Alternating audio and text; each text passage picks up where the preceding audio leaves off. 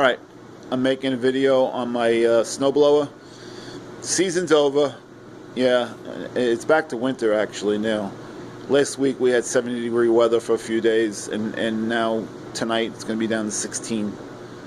And it's cold today. It's not even going to be above freezing today in the Poconos here. But, snowblow's in the garage now, and it's staying here till next winter, next fall, winter, whatever. Anyway, this is a replacement snowblower I got this year. And it's pretty good. It's a yard machine. Works pretty good. It's pretty good. Does a good job. I bought it used from a neighbor, and it's working. I had to do a few things, had a few little problems with the carburetor. I straightened out vacuum lines and rotted out and whatever. It's not that old, the machine. I think the machine's about maybe 7 years old, something like 8 years old, something like that. It's hardly used. I mean, the thing looks brand new. If I said it was a brand new machine, you'd believe me, but the people that know these machines would say, this guy's full of shit. It's an old machine. But it works good. It really, really, really works good. My old machine, I had it was Power Smart. Oh man, that was the worst. That was the worst machine I ever had. Yeah, that clogged constantly, even with dry snow, real, powder snow, it would clog. It was horrible, freaking horrible. And no, this is really good. I two big snowstorms. One big snowstorm it handled, and one little snowstorm with no problem. It throws the snow really good, like 30 feet, at least 30 feet. Does a pretty good job. But anyway, I missed some of the controls from my Power Smart though, like the chute, up and down. This had it manual, and I had to fix that. So you know what I did? I used a choke cable. It does pretty good. I put it here, and I have to adjust it like, when I haven't used it in the snow. I just put it on last week, so I haven't really used this in the snow. But the travel isn't really that great, but I never really go way, way, way down with it. I'm usually like halfway like that or up. I mean, I can adjust it to go way, way down, but then I got to pull this thing out further. So I'll play with it when this next year with the snow, but I think that's pretty good, because way up, that's most of the time I'm using, because I got a pretty big property, and I don't have to worry about, neighbors and, blowing it onto their property or anything. So, and usually halfway, when I'm doing my driveway. So that should work out pretty good. But I put the power, I had to get it spinning. I never had one with power. Even my Power Smart didn't have it. And everybody on YouTube uses these, these window motors. And I said, well, works for them, it's got to work for me. And it did. It works pretty good. This is out of a 98, well, it's brand new, but it's for a 98 Malibu, Chevy Malibu. And it works pretty good. That's pretty much seems the one that, everybody prefers.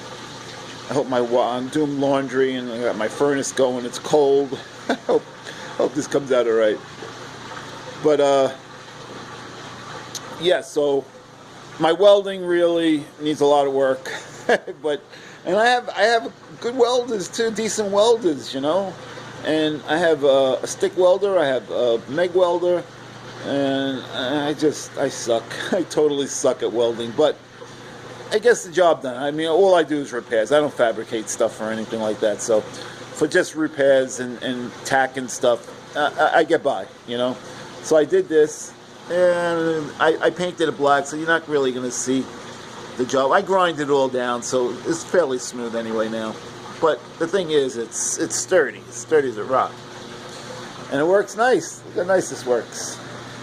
I put the switch here, so I can use my left hand, and I can go with my thumb, left, right, and it goes pretty quick. But I'm running it on a separate battery. I'm not running off the blower. I was afraid to put too much strain on the little alternator that's in these things, So I put a battery, a little tractor battery. It probably doesn't even need that big of a battery, but that's the box I had, and that's a battery I had that was all right. I mean, it's the cold cranking amps isn't so good, but for anything else, it's pretty good. You know, summertime, it's a good summer battery. It's good to, to start my tractor and stuff. So I replaced it. I says, oh, I'll use it for something else, for emergency lights or recharging my phones or something on a power outage or something. So, but it winded up in here, and it's perfect for this because, I could charge it. It'll probably last all winter just for this use, and maybe my heated gloves or something. I'll add to it. I didn't want to put too much of a strain on the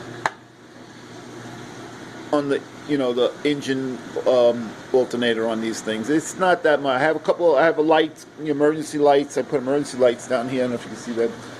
They strobe light because I go out into the street, and in the front I don't have any. Just behind me because I want them to see me from if they come in behind, coming up the street, behind me.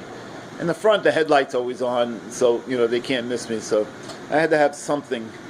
Because when I go out into the street, I'm making a right to go make a circle, go around, and anyway, so this I could be seen. Anyway, so this came out good. I'm happy with this. This works pretty good. Look at it, pretty quiet.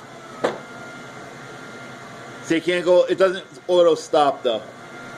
You just gotta watch it. It'll just, it'll stop, but the motor will keep running.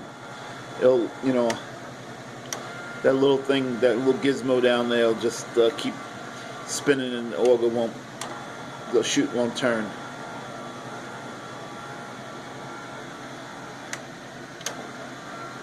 Pretty quiet. And I was surprised. I says, I tested the motor first before I installed it.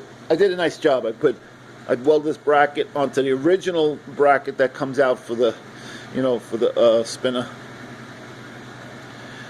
And I made some spaces. I spaced it out. Did a nice job on it. It came out pretty good. Yep, not bad. Now, I know these little motors are weatherproof. They go inside of a door where it's exposed to a lot of moistness and water, rain, whatever, but nothing. I mean, I don't think these motors really are designed to be wet, and be rained on or snowed on, you know what I mean? I think they're kind of waterproof, but not, I don't know. But one thing I was very, very glad and happy. First thing I did was I tested the motor before I installed it, right? And I'm welding it, and everything is getting super hot because my welding sucks, my tack welding sucks, and everything's getting so hot. I says, oh, please, don't let there be any plastic gears in here because this thing is toast if there is. And luckily there wasn't because I was done, weld all my welds, welding it to the motor. I used a 3/8 swivel socket and a 10 millimeter socket to this. Was the camera on it? I'm sorry. So it was a universal joint and a 10 millimeter socket. So the socket, this way I could take it apart because it's only just stuck in there, the socket. So I could just loosen down there or up here somewhere and swivel and move this out of the way.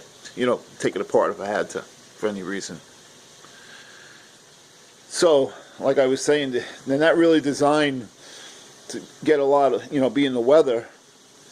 I looked at it, it's pretty sealed. The plug I sealed up really, really good, so no moisture's going to get in there. That I used RTV on it, and that should be sealed up pretty good. And I have to build something. I have to modify something where it's enclosed. I'm going to do something. That's what I'm going to work on now.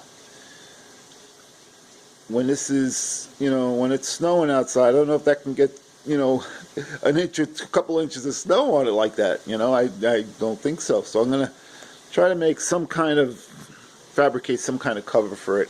I don't know. See what I come up with. All right. Thanks for watching.